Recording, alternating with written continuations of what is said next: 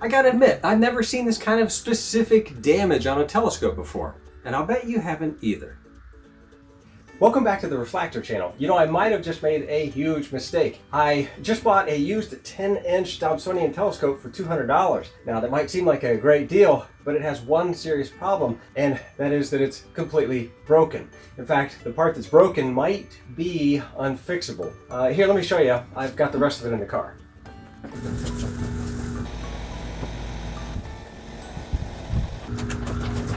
All right, we'll start at the bottom. The base is actually in pretty good condition. It's missing the eyepiece rack, which is unfortunately very, very common for these Dobsonians.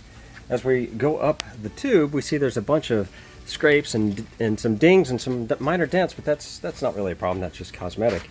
The first clue that something was wrong is this hole right here. I thought, well, maybe it was missing the little knob that a lot of Dobsonians come with, but that was not to be. And now, before I do that big reveal, let's take a look at the cap. It does have an Orion cap, but it has these lines melted into it. The owner said that there was a big plastic ball that was sitting on top of it, and I think there was clearly some kind of plastic interaction. I'm not sure what kind of plastic ball would do that. I guess it's maybe a kickball or something like that.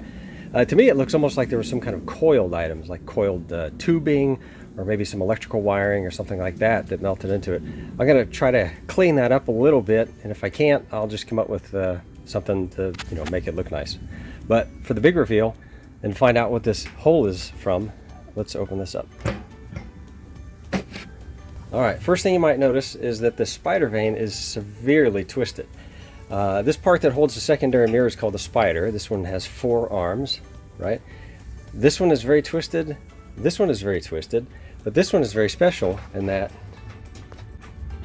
not only is it twisted, but it's actually missing the threaded lug, and it's missing the chrome nut. Now, by chrome nut, I mean this guy. This should be on the outside, but it's totally gone, and it didn't fall down into the telescope.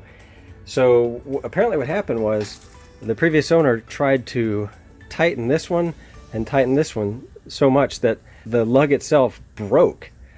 So I'm gonna have to try to figure that out. Now, he said this worked great, but this thing wiggles like you wouldn't believe, obviously, because it's not attached to the tube on this edge. So let's investigate that. If I can fix that, then I'll consider myself very lucky, and we can then proceed to hot rod this Dobsonian and make it something super duper cool. All right, so the first step will be to remove this entire secondary mirror holder, or this spider, as they say. You can see the twisted vane there, the twisted vane there. There's really nothing holding this one on. These still have the chrome nut. So I have this tilted down so that if anything were to fall, it wouldn't necessarily fall on the primary mirror. But be very careful because you're removing the secondary mirror here. So we'll start with the chrome nut up here.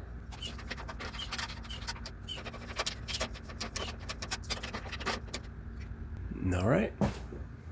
So here's the spider. This one is bent pretty badly. This one is bent pretty badly. This is the one that's missing the lug. I'm going to go ahead and remove the 2 bad ones. We'll have to straighten them.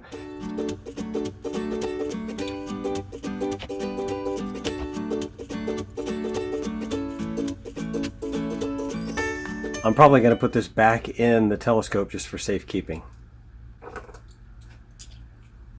So this is what they should look like right here. You can see it's kind of flexible. This is just a 5mm threaded lug. It has a slot cut in it so it can fit over the end here. And then it's got a little tiny 1.5mm, I think, roll pin or link pin or something like that that gets jammed down into that hole. And you can see it goes through that hole there. Now, when they were trying to fix this earlier, whoever did this, they pulled so tight that I guess that little pin came out or snapped. They must have been pulling pretty hard because that's in double shear there and it's gone. So I have to fabricate this. So what I'd love to do is see if I can just buy a replacement part. And, you know, it's a lot of work to make one of these, I'm guessing. So I'll pay up to, you know, $10, $15, $20, something like that for just that pin. Kind of worried that this may not be available. Hopefully it's a common part. I doubt. But let's go talk to some of the manufacturers and see if we can just buy this part straight up. I've contacted a lot of the big manufacturers and accessories parts makers like Orion and Skywatcher and Agena Astro, just to name a few. Now, Agena Astro did have the chrome nut, For shipping and handling, it was about $11. It seems kind of high, but it is a very specialized part. And so I was happy to even find that. However, nobody had the missing threaded lug.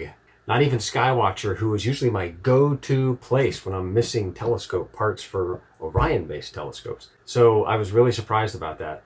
I even checked out the used markets to see if I could buy just maybe replacement vanes or even if the lugs existed. But unfortunately, that was a dead end too. These lugs just cannot be bought anywhere for any price.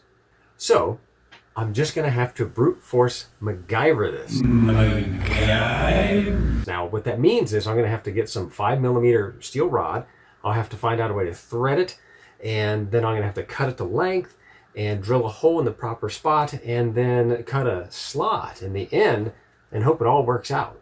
Now, the thing is, that's a lot of work. So I thought there was one more person that I should contact, and it's a person who I consider to be the fastener expert in the world of telescopes. And I'm speaking, of course, of Bob's Knobs.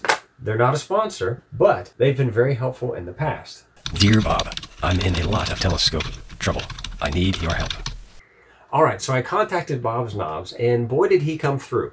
Now, they didn't have the threaded lug part to sell me, but he did some research and he found two great options where somebody's already done a lot of that work for me. So we're going to give both of those a try and see which one we think works best. Now, I've ordered both of the parts and they're on their way. But while we wait, let's go ahead and try to straighten out these twisted spider support vanes. Now, if you're like me, you're probably yelling at the screen right now, wondering why I'm not using a 5mm bolt. Well, the good news is we will use a 5mm bolt. In fact, this will be the third solution that we'll try. And when it's all said and done, we'll take the one that works best and make that the long-term solution on the telescope. You can see these things are pretty warped. I'm going to put it between these two pieces of wood. Let's see if I can just smash it back into shape.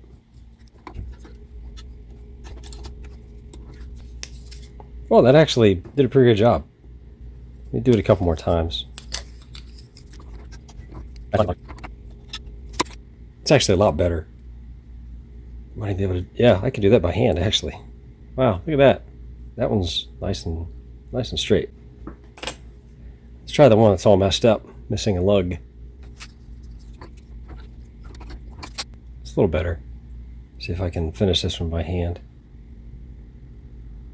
That one's kind of bent actually at the top a little more than, might have to use pliers on this one.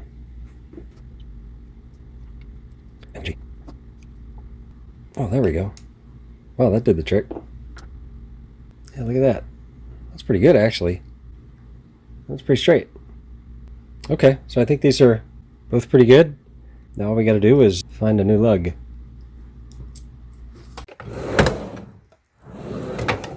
All right, here's the threaded lug close up. So I'll admit, as I've thought through the process of building these, drilling the hole and cutting the slot is going to be the hardest part of this whole process. So the first two have the hole pre-drilled. This one does not. This is just a standard 5mm bolt. So let's take a look at these starting from 1 and then we'll go to 2 and 3.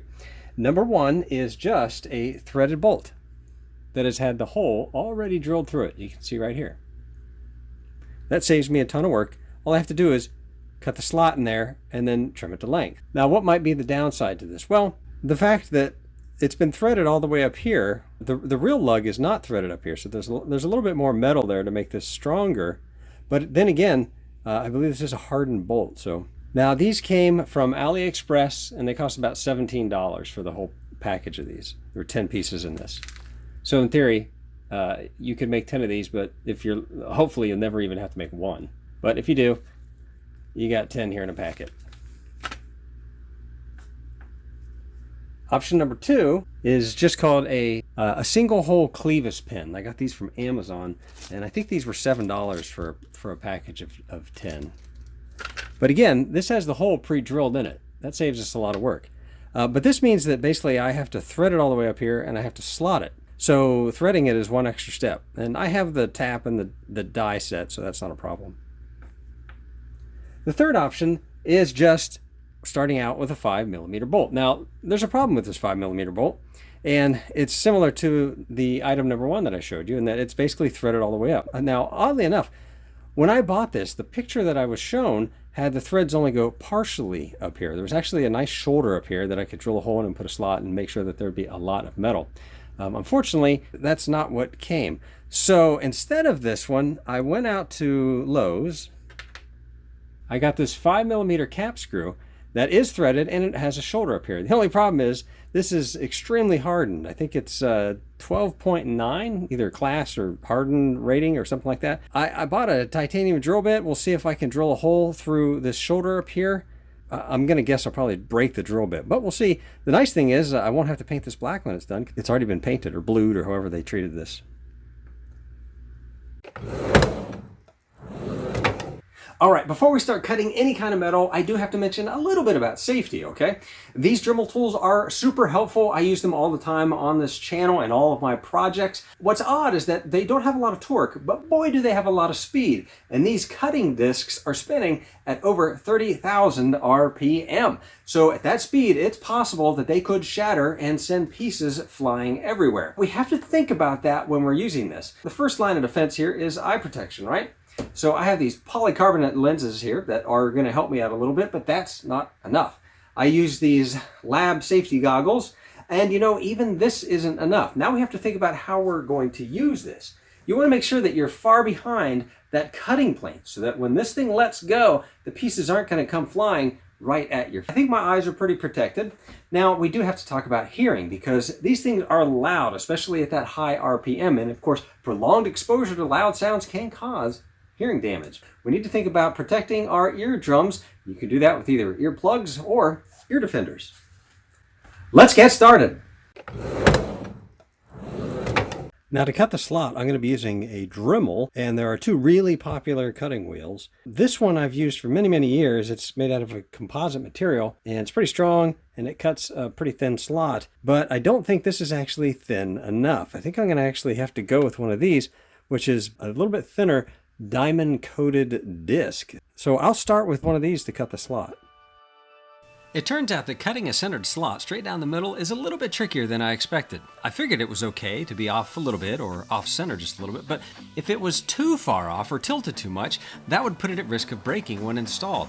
This video you're watching is going at 15 times normal speed, so this was a very slow process. So the slot is not very centered, but it is just fine for the holes to line up on the spider vane. Let's see if we can get a good view of that.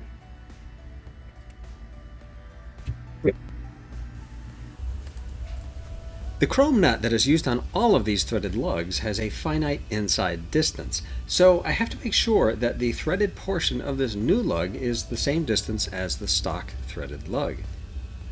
I'm using this tape as a sacrificial crude measurement tool. All right, now I'll cut this off. For the purposes of cutting this bolt, I'm using the bigger composite cutoff wheel. These are great inventions by Dremel that are really, really useful. I'll put an Amazon link down in the description box below. It's a great way to support the channel that doesn't cost you anything extra. Of course, I have to sharpen the proper end this time. Let's file off these sharp edges. See if we can thread this in there. If not, I have to put a tie on that. Look at that. Just like it's supposed to. Pretty slick. These Allen head cap screws were very hard, so I used a new composite cutoff wheel to remove the head of the bolt. Again, this is being shown at 15 times normal speed. Getting the drill bit centered was going to be tricky, so I filed a flat spot to give it a fighting chance. I'm going to use a 16th inch titanium drill bit to drill a hole through this cap screw. I got these at Harbor Freight for like $5 or something. If there's something equivalent on Amazon, I'll put a link to it.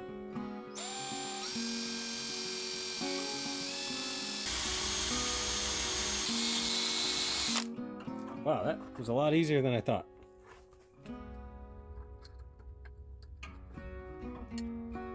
I guess I learned a lot from cutting the slot in that threaded bolt.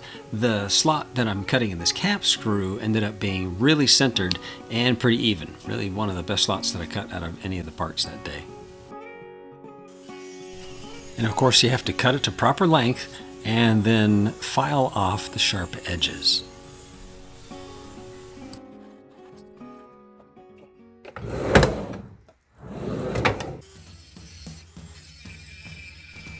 The first step for the clevis pin was to remove the head so that I could properly mount it in the vise. And just like all the others, it was time to cut the slot. Had to be careful.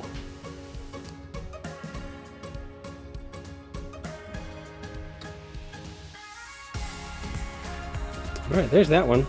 I got the slot right in the middle on this one. The main disadvantage of this clevis one is that basically I'm going to have to thread this all the way up. So I have to figure out a way to do that, and I think I've figured out a way to do that. I've got my 5mm die right there, and I'm going to stick a little drill bit through there and twist it. And of course I'll put a drop of oil on here, as is the case when you're threading something. And here we go.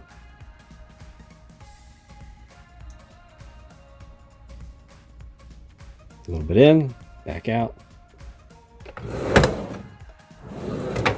Okay, I couldn't just give up. All right, I am going to have to give up on this one. Basically, the act of trying to thread this so that I can eventually chop it off is messing up the hole in the slot. Without the ability to basically positively grab this really hard, I can't really thread this properly. So this may be out of contention. All right, so I was able to use the vice grips to finally get this threaded all the way up to almost to the slot. The only problem is that the vice grips really chewed up this slot. Let's see if I can unwind it the rest of the way by hand. So let's take a look at this. The slot really got chewed up. So if you are better at threading and you know how to do this without really messing up the slot and the hole, then this might be a very valid way to go about this. But as far as my skills go, this did not work very well for me. I think what we're going to be left with is the threaded bolt with a hole pre-drilled in it and the cap screw. So let's summarize what the three techniques got us. So these are the three techniques that we had. This is the original right here, right? This is the one that's not broken. This is the first one that started out life as a threaded bolt that had a hole pre-drilled in it. This, oops, these are out of order. This is the one that was a clevis pin that had a hole pre-drilled in it, but it all got ground up by the vice grips trying to thread this darn thing. And this is the cap screw. Now, I have to admit, one of these looks way better than the rest. Let's put this one over here. This one pretty much looks like a clone of the real one. It's amazing because this is one of those cases where I spent a lot of money to learn that I didn't need to spend a lot of money. In fact, in the end, I really only needed to spend about $15. I really don't think there's much question about this. This one would be okay. It has threads all the way up, so there's a little bit less meat at the top. But, you know, if you had to use it, I would go with this one. I would probably not go with the clevis pin just because this threading step is way too much effort. So I think I'm going to go with this one. Let's talk about the essential items that you'll need to make a replacement threaded lug that goes on the spider arm in an Orion telescope. Let's go from left to right. First, I have some Dremel cutoff wheels. I have these composite cutoff wheels, and in the blue pouch are a bunch of basically the diamond cutoff wheels. I think that's what they are. I think it might just be carborundum. I haven't really looked. I bought this whole set on Amazon, and I'll put links to all these. And I should mention, this assumes that you have a Dremel tool. Building this replacement threaded lug is pretty much impossible unless you have a Dremel tool. Let me know in the comments below if you have another technique for doing that. Next up is the 16th inch drills. These are titanium coated, which I think is pretty much needed to go through these extra hard cap screws. And as it turns out, this is one of the secrets. These cap screws, they have a nice shoulder on them, which I couldn't find on any of the other 5mm bolts that I bought.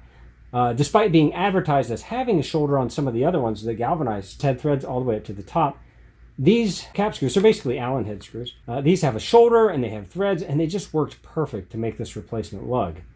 Now, these drill bits, I think I got these at Harbor Freight for less than $5 for the little set here. These are 1/16 inch. I pretty much only got one use out of each drill bit. So, and I probably could have gotten more if I used some kind of cutting oil. But again, I was trying to do this relatively quickly. Now, I'll put links to all these down in the description box, but last but not least is the roll pen assortment. I didn't have any roll pens, so I bought this assortment from Harbor Freight for like $5. I couldn't believe it. 120 pieces for $5. But speaking of roll pens, let's finish this task of making the threaded lug, and we'll put the final part in, which is the roll pen. All right, so here's the roll pen assortment, and we need one of these little tiny 1/16 inch roll pens in here. We're going to use a tiny one. It is a 1/16 inch by 3/16 inch. This thing is tiny. Let me show you. Look how small that guy is. Look at that. And that's all we need, really. So there's a roll pen. And I'm going to get it started. And I actually need these pliers to get... Oh, I need these pliers to get it started because it's a friction fit. Where'd it go? Oh, I guess it's magnetic. Get it started. You can feel the tension going in there.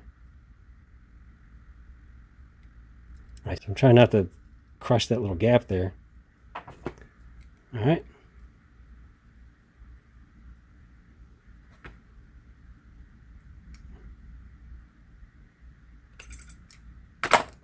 Look at that. Holy cow. That's pretty cool. All right. There we go. There's the replacement. Let's go ahead and put these back on the spider. All right, so here is the spider. Being very careful. I am going to put the vane on that. Let's see, there's like this. The good one was pointing up that way. Okay, so we'll do that first. These things are so close. It's this one.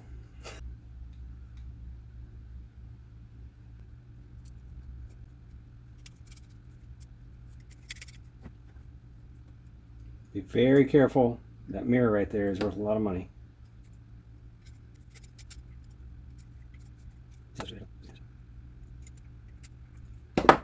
All right, now let's put the repaired one on.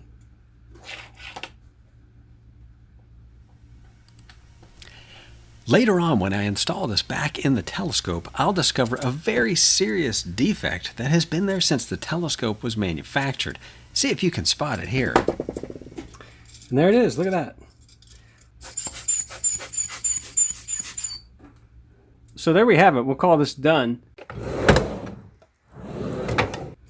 I happened to buy a set of Bob's knobs. Now, Bob's knobs replace these 3 set screws that go right here. Now, you might wonder, why would you want to do that? Well, these are kind of irritating because you have to have an Allen wrench, and there's an Allen wrench right here above your primary mirror. And if you drop that wrench, you could hit the mirror. And if you have these knurled screws from Bob's knobs, they're always adjustable. Now, they are, of course, the heads on these, they may seem big, but they're actually small enough to be hidden by the shadow of the secondary mirror. Normally, I would put this in the telescope and then replace these. You do it one by one. So you'd pull the set screw out, you put a Bob's knob in there, and vice versa until you get all 3 done. But I'm going to actually make one extra change to this. And it has to do with this interface right here. See if you can see this. This interface right here where the set screw hits this. It leaves a divot, and sometimes that can make it hard to collimate. So what I do is I put a plastic washer in there made out of milk jug. So let's go ahead and do that. Now, it's pretty straightforward. Now, you need to be very careful with these, but I'm going to pull this center screw out. I'll show you what I mean by the divot that's in there. Because sometimes when you need to collimate, you need to rotate it left and right, and when there's a divot, boy, it just doesn't work very well. Let's see if you can see those divots. You see the divots in there? Yeah, those set screws are really digging in there, and that's going to make it a little bit trickier to collimate, and especially as time goes on. So what I'm going to do is I'm going to cut a circle of this milk jug material out and use this as kind of a sacrificial washer.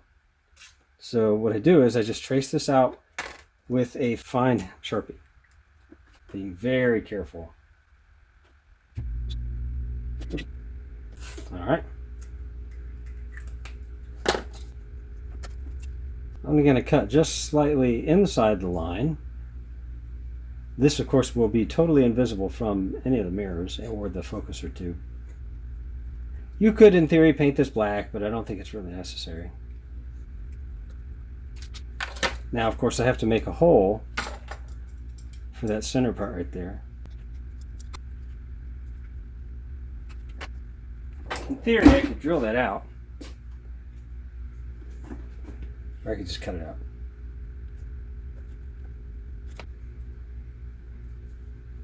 Alright, so here's the tricky part. Put it on here. Alright. Then you put the mirror back on.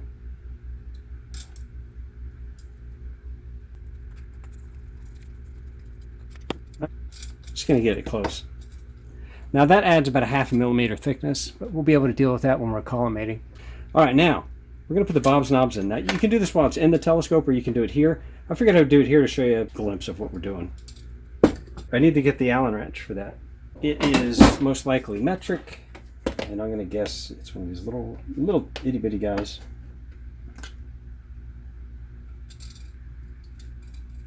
Yep, that's one. Before I do that, let me get the X-Acto knife blade out of here so I don't injure myself. Let me show you what comes in Bob's knobs. They are these knurled screws. So one of the reasons I like Bob's knobs is that basically for this particular telescope was the Orion XT10. It was in their database, so they basically, it was really easy to just click it and buy it, and it got here through regular mail. It got here in like 3 days, so that was pretty awesome. So we're going to go ahead and replace these one by one. Now typically you could do this while it's still in the telescope. You don't have to remove this. You just have to be careful. This is a secondary mirror. So what I'm going to do is I'm going to pick one of these and remove the set screw. Now the set screw is pretty long. Here it comes. And don't throw these away. Keep these for some reason. You never know when you're going to need these. There they go. The length on these should allow you to put the dust cap on the telescope. And there we go. That's the first Bob's knobs. Now, if you notice, the head on that is not big enough to be seen by the primary mirror. These heads are hidden behind the secondary mirror. Now, I'm going to do the next one. And again, you can do this while it's still in the telescope. I'm just kind of killing 2 birds with 1 stone on this particular project. Now keep in mind, I mean, if you're collimating with these set screws, there's a chance that this Allen head wrench can fall into your telescope and damage your primary mirror. I don't know why the telescope makers don't use these knurled knobs. I'm going to guess cost. Everything, I'm sure, comes down to manufacturing costs. So, now the reason you want to do this one at a time is because the set screws will be already in perfect collimation, because in theory that's what it was when you pulled this out of here. So.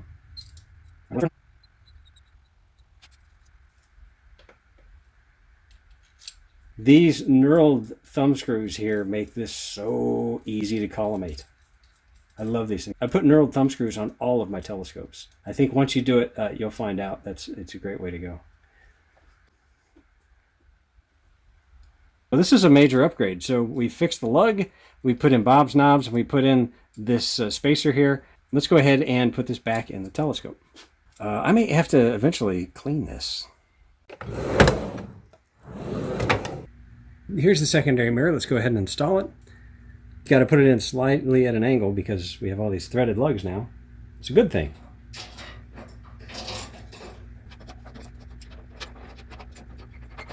I'm going to thread this until there's about 1/4 of an inch between the end of the vane and the nut.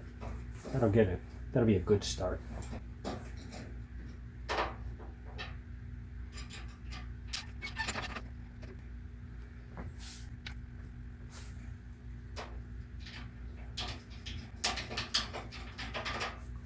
And now for the newly repaired lug.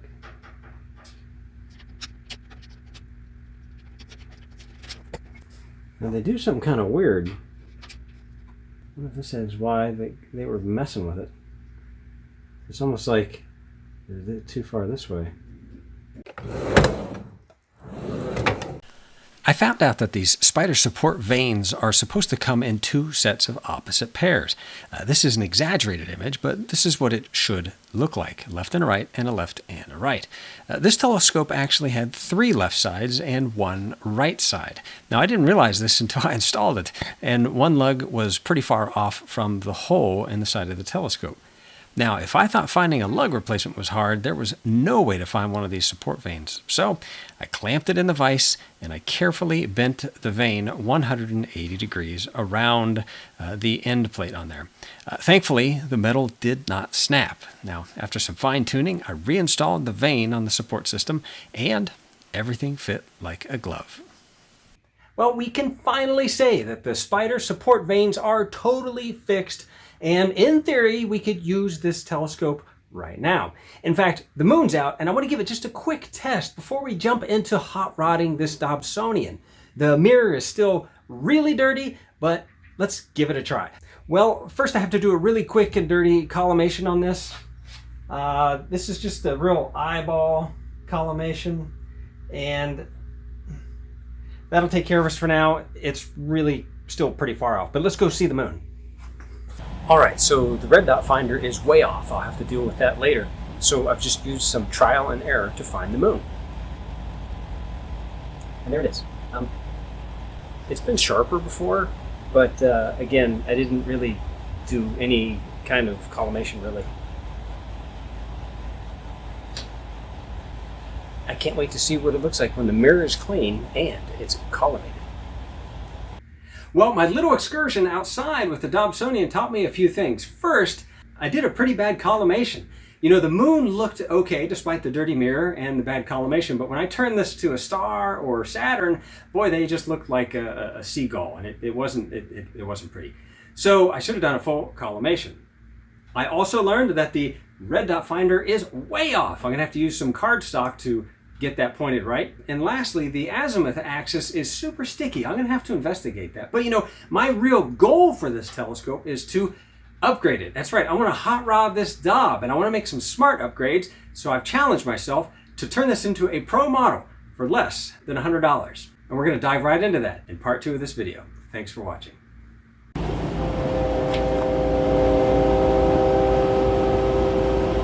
Airplane, train, and 2 air conditioners going off at the same time.